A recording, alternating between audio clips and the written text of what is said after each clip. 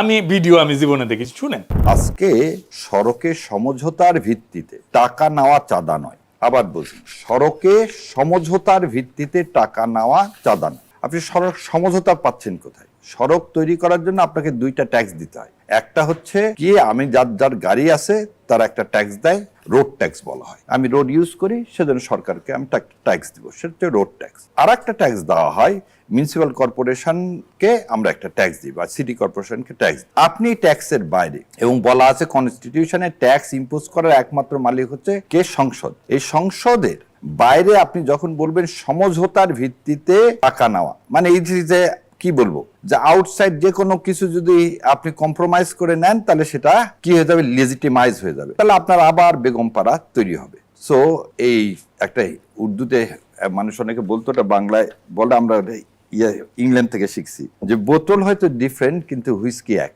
So আপনার এই যে ভিতরের যে জিনিসটা সেটা একই যদি থাকে, তাহলে তো জুলাই সনদ বলেন, আমাদের গণ অভ্যুত্থান বলেন, আমাদের বিপ্লব বলেন, আমাদের নতুন বাংলাদেশ গড়ার যে প্রত্যয় বলেন, সবকিছুই কিন্তু ভুলণ্ঠিত হল।